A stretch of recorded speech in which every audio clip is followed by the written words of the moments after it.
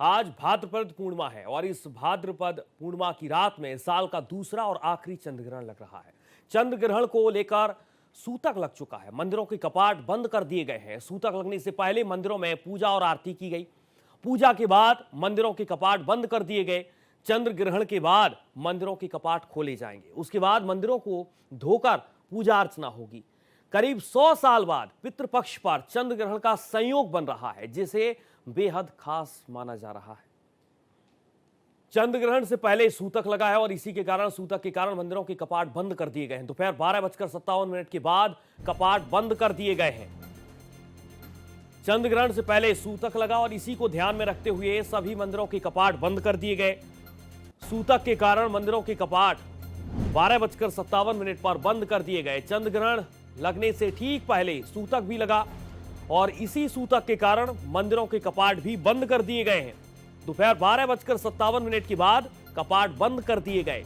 आपको बता दें कि 100 साल के बाद पितृपक्ष के दरमियान ऐसा माना जा रहा है कि जब चंद्र ग्रहण आया है, दोपहर 12:57 के बाद मंदिरों के कपाट बंद कर दिए गए। सूतक के कारण मंदिरों के कपाट बंद कर दिए गए।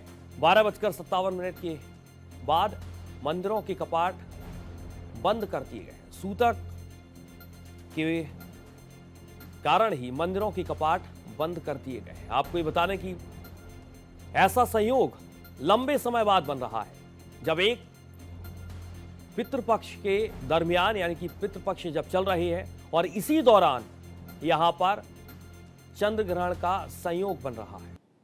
इससे हमारे सारे देवता प्रसन्न होते हैं और हमारे शरीर जो बाधाएं जो एक दुष्प्रभाव जाता है ग्रहण का, वो गंगा नहाने दूर हो जाता है। कहीं जैसे वायुमंडल खराब हो गया दूषित शरीर के लिए नुकसानदायक है। इसलिए हम गंगा स्नान करते हैं, पूजा करते हैं और भजन भी भगवान करते रहते हैं। अब आज से ग्रहण है, रात में 9:57 शुरू होगा और 1:27 को समाप्त हो जाएगा।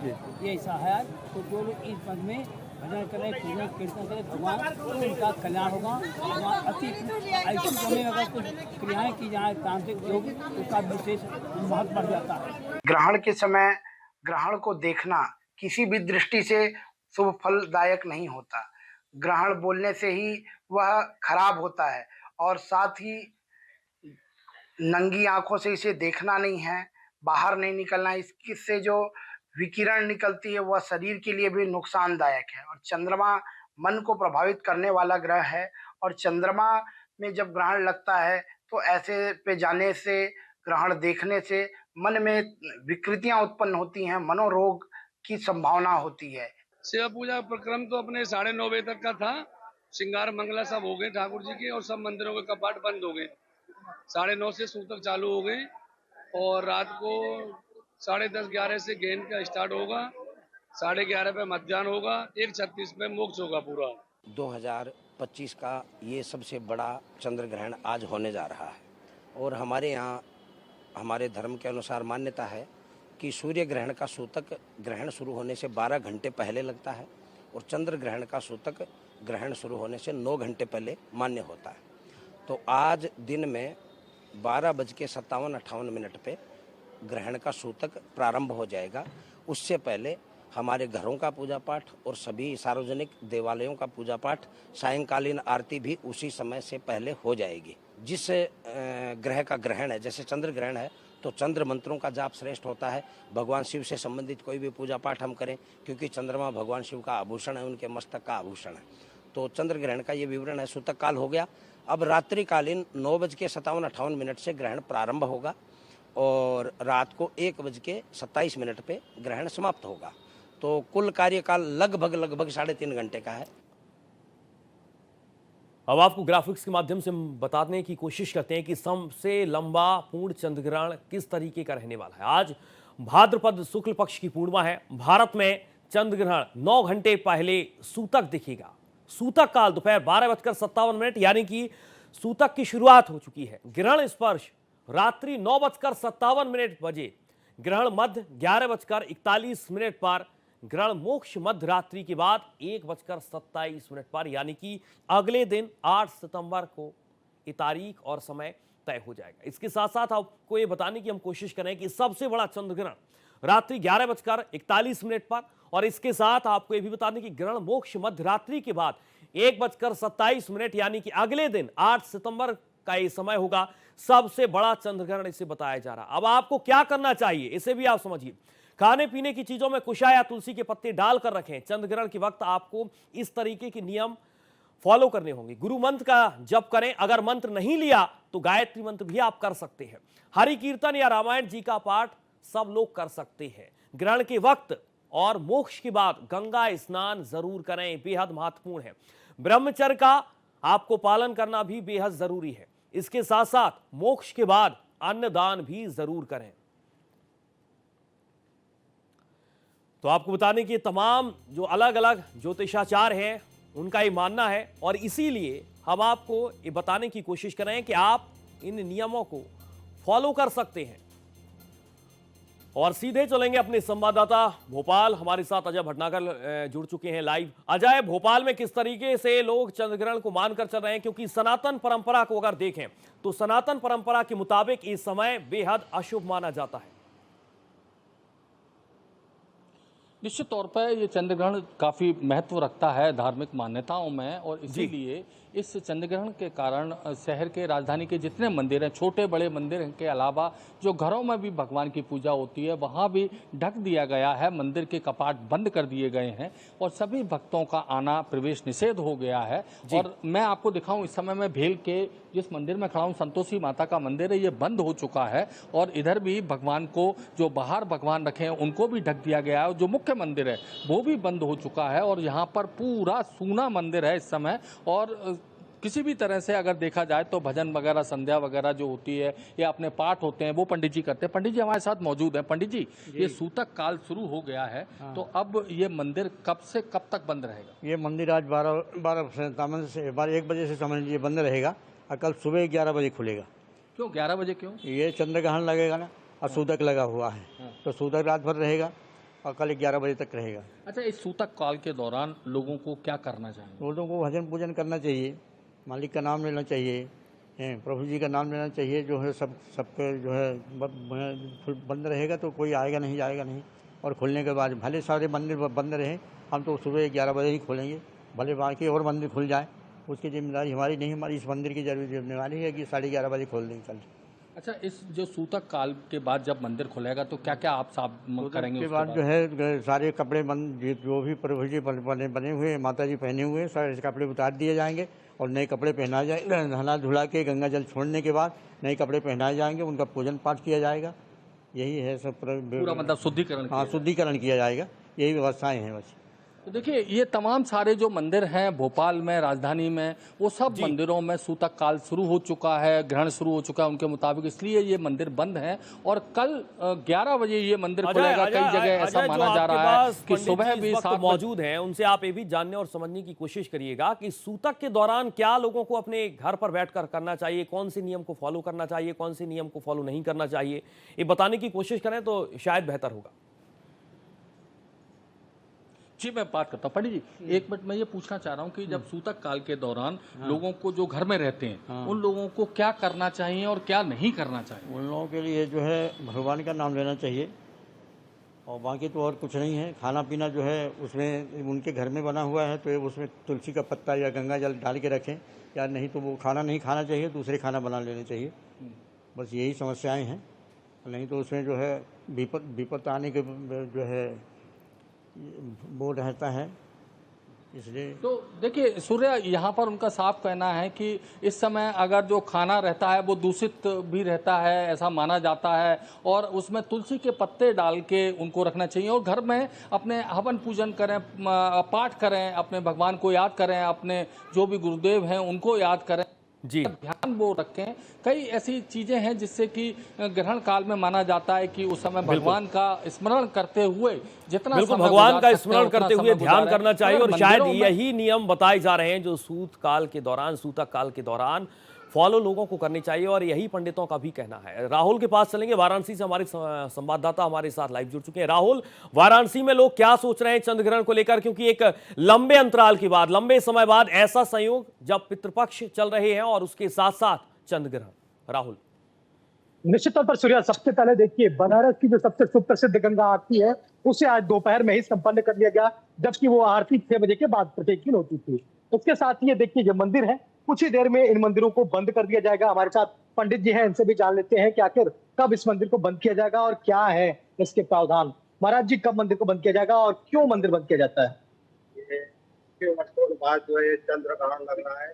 ये एक महत्वपूर्ण और बहुत ही विशेष चंद्र ग्रहण का महत्व होता है। देखिए 12 घंटे लग जाता है। इसमें कई जातिवासियों के लिए, जैसे कि माना गया है कुंभ राशि, तुला राशि, सिंह राशि, कई राशियों के लिए चंद्र ग्रहण बहुत ही सुखदायक है। उस राशियों के लिए थोड़ा सा जो है अनुकूल है, जिसको जो है भगवान शिव का स्मरण करने से, देवी देवताओं का स्मरण करने से, अपने ग्रहों के अनुसार जो भी देवी देवताओं रहते हैं उसका स्मरण करने से वो राशियों पर अच्छा प्रभाव पड़ेगा।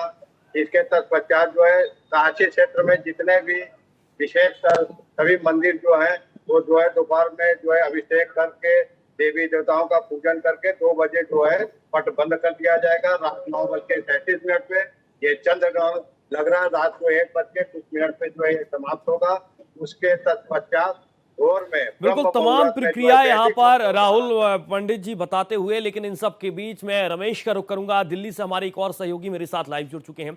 रमेश की भी एक मंदिर में मौजूदगी है। रमेश, राजधानी दिल्ली में जहां पर आपकी मौजूदगी है वहां पर भी शायद पट बंद कर दिए गए होंगे, क्योंकि यहाँ पर सूतक की शुरुआत हो चुकी है और ऐसा माना जाता है कि सूतक के वक्त के दौरान मंदिरों के कपाट बंद कर दिए जाते हैं।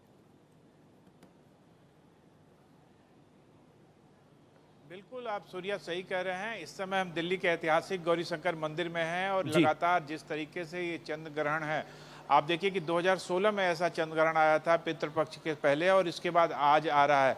और इसको लेके आप बता दूं कि चंद्र ग्रहण में सूतक 9 घंटे पहले लग जाता है। तो 1 बजे से ही ये जो गौरी शंकर मंदिर का जो मेन दरवाजा है ये दरवाजा बंद है और ये प्रांगण हजारों की संख्या में भक्तों से भरा होता था, पर चंद्र ग्रहण के नाते ये पूरी तरह से खाली है। और जैसा कि मैंने पहले भी बताया कि जो चंद्र ग्रहण होता है उसमें 9 घंटे पहले सूतक लगता है। तो 1 बजे से आप देखिए है रात्रि 9:58 से चंद्र ग्रहण की शुरुआत होगी और वो जो समय है समाप्ति का मोक्ष का, उसमें 2 काल होते हैं, एक मध्य होता है, दूसरा मोक्ष होता है। तो मध्य का जो है वो 11:42 पे है और मोक्ष का जो समय है वो 1:26 पे है।